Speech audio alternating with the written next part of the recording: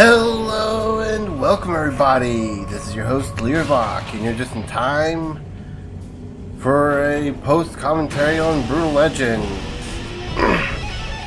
So yeah, this episode and the next episode are going to be post-commentary because instead of doing what we're normally going to do, instead I decided to go after some things that I kind of unintentionally missed out on.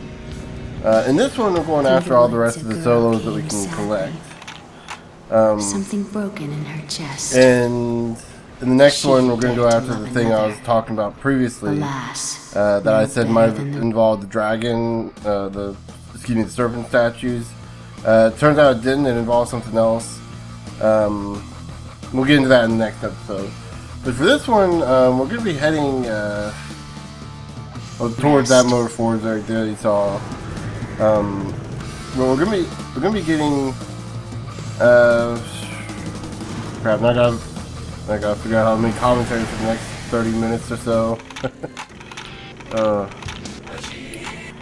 But yeah, so there's a bunch of solos that we ended up missing out on. And the reason I'm going after those instead of doing the next mission, because I did the next mission. And it didn't end up good for me. It ended up quite bad for me. And I have no clue why I'm cycling through all the music right now. I think I was just trying to find a good song to listen to. Something similar to, but not exactly like Through the Fire and Flames. Something that would be like good road trip music, you know? At this point I'm not sure if anyone's gonna be able to hear it, because as I mentioned last episode, episode 14, I believe, got silenced. Like, quite literally got silenced. And I'm doing this on foot because when I tried this earlier, I kind of ended up falling to my death a few times. So, take the safe route out. Take the safe route. It's a little slower, but you know it'll get you there. And when Pete stops falling into the liquid abyss below. But yeah, so oh crap, there's so much I want to talk about right now. I can't remember a single thing. All but game related, oddly enough. One thing I could mention, I've been watching through a lot of the Game Over thing for old content from 2 years ago. It's amazing. I was watching his last, listening to his last, 20 or so episodes last night at work while I was working, and I was like, this is amazing how a lot of content that he's talking about is still somewhat relevant. I mean, during the time he started, I apologize if I'm sniffling a lot. It's pretty cold right now, and it's just kind of how my body is. I took an allergy pill last night before bed, and you know it should be okay. But for some reason, it's just kind of still.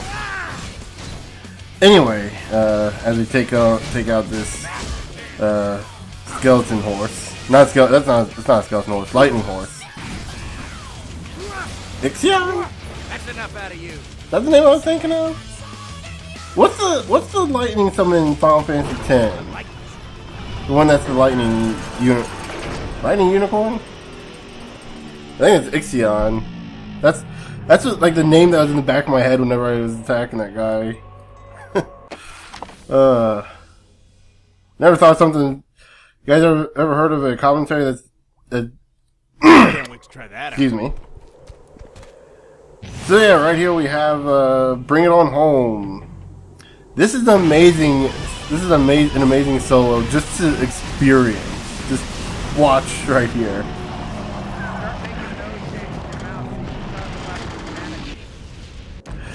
Right there. Oh my gosh, that is amazing to see. And I believe it's got like a 5-minute cooldown though. Yeah, right there, 5 minutes. Very powerful attack. It is a very powerful attack, and if you can pull it off, that's actually a reason I want to use it too, because that's going to be useful in the next mission.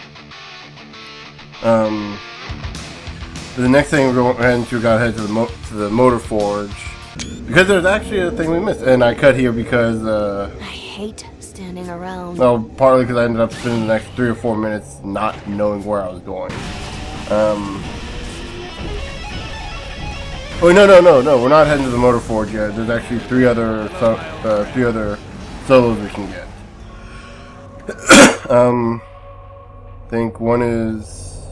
Oh yeah, it's right behind the city. That's what I'm calling it, the city. I don't know what else to call it. It looks like a city on the map, doesn't it? You know, it's supposed to be a bunch of cathedrals. You know what? I think I was thinking this too. We should be calling it the Citadel City. Something broken in her chest. I don't know why, that sounds really good to me. She had dared to love another. Alas, no better. You see, when I'm not actually playing the game, I can come up with stuff to talk about, sort of.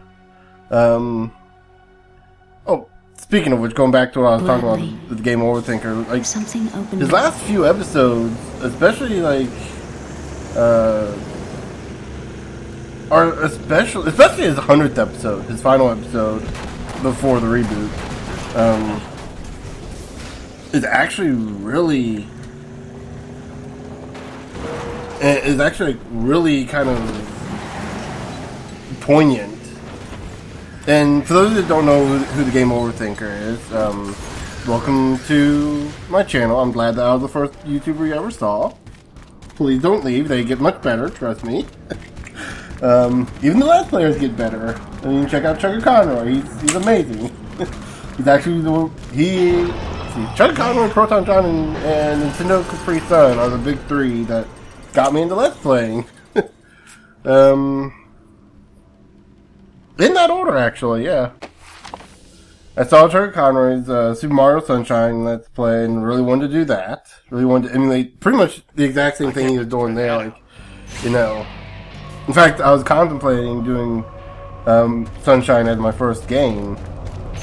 Or possibly like Banjo-Kazooie or Banjo-Tooie, and if you look back from history, you know it was actually Metroid Zero Mission.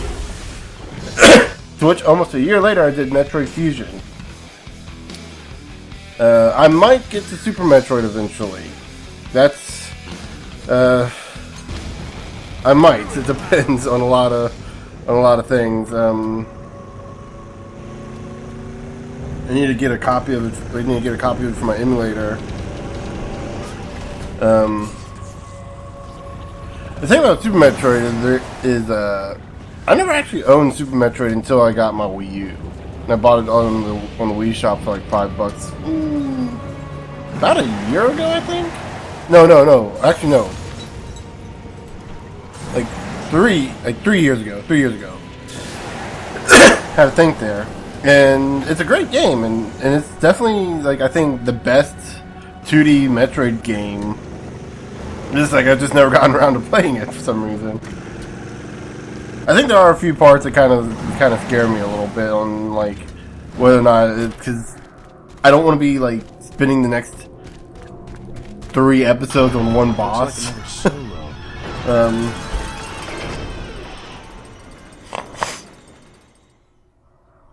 So which one was this? I think we get like one more that we can actually show off here in this episode. Rock Block, okay. Good one. I don't think I ever used. I don't remember what that one does. I mean, yeah, I know it's looking at it, you can see, but I don't remember like how effective it is, I should say. But yeah, like I said, I think we got 2 more in this side of the continent. And oh no, one more, because we already got the one behind the city. Did we? I was not paying attention. Oh, hold on. Let me go back here and desync my audio. No, I'm not gonna do that. Right now I'm watching this on a Windows Media Player, so this is like watching as I go along to make sure like it's all synced up. It's what I do for anything. It's what I would suggest you do for any kind of post commentary kind of stuff. Start up your audio, and then when you go to start the video, make a loud noise, like try to get to where you use your keyboard, just like slam the button down. Not like super hard, but like slam enough that the audio picks it up. Like fortunately my microphone is a fairly decent microphone. I mean, I paid about $35 for it off of Amazon. I think it was on, I think it was like with an Amazon discount, so I think it's actually like $40 or something. And then I had to buy a phantom power unit for it for some reason, even though the reviews said it didn't need it. But it did for my computer. And what phantom power is basically it gives your microphone a little bit of a boost in terms of energy so that it can actually function. You need it for like stuff like if you're going to do karaoke or using a soundboard and stuff, but theoretically you don't need it for a computer because the computer should be more than enough to supply the power. But mine apparently wasn't. So yeah. Regardless, I got it working. It's pretty good. It's awesome. It's not a snowball. Just kind of a little depressing because I just recently found out the snowball, the blue snowball is what it's called. The blue snowball is a great starter. Though I'm pretty happy with mine. Anyway, because I need to fill out 20 more minutes of this. Oh no, not 20 more minutes. I need to fill out like 10 more minutes. Excuse me. So yeah, so I was talking about. So what was I talking about? Oh yeah, Game Over Thinker. For those of you, blah, blah, blah, blah. I feel like I can't speak now. For those of you who don't know who the Game Over Thinker is, the Game Over Thinker is a persona, and yes, what you're seeing here is happening. I don't know what happened here, but for a while my game was like locked, was like freezing up, and I had like whenever it would freeze up, I'd hit the pause button, and it seemed like it would clear it up for a little bit. But anyway, so the Game Over Thinker is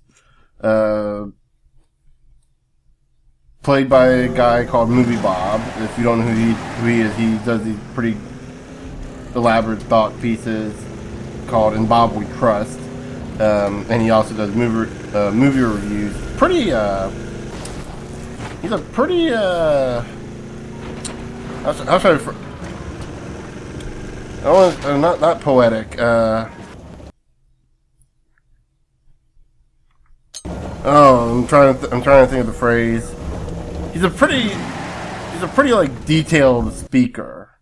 I'm sorry, I'm not thinking of the right word off the top of my head. It's like I'm blinking out on the word. Poignant? No, I don't think that's the word I'm looking for. It might be. But he uses a lot of metaphors, various words and descriptors. And he's like pretty passionate about the work he does, the stuff he does, and he does pretty thoughtful and introspective looks on to various different things. The Game Over Thinker is the same thing, but it's tailored primarily to video games. And the first 100 episodes had like a pretty ridiculously cheesy story that kind of parodied stuff like those kind of stories of the 90s and 80s.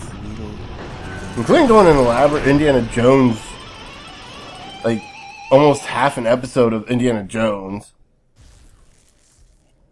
It was an Indiana Jones parody, to which the cup of a plumber was a coffee mug that was a pipe. That was in the shape of a pipe. That ought to come in handy. Now, if you've been on the Fan Gamer, you know the one I'm talking about, the green pipe mug. Which is actually pretty funny.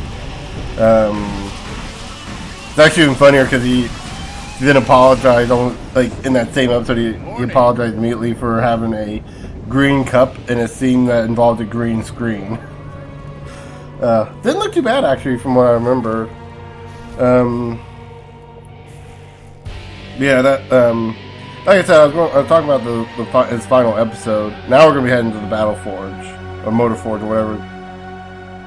Not Motor Forge. I've been calling that place. The Anvil place. Where we fought Lion White. Anyway.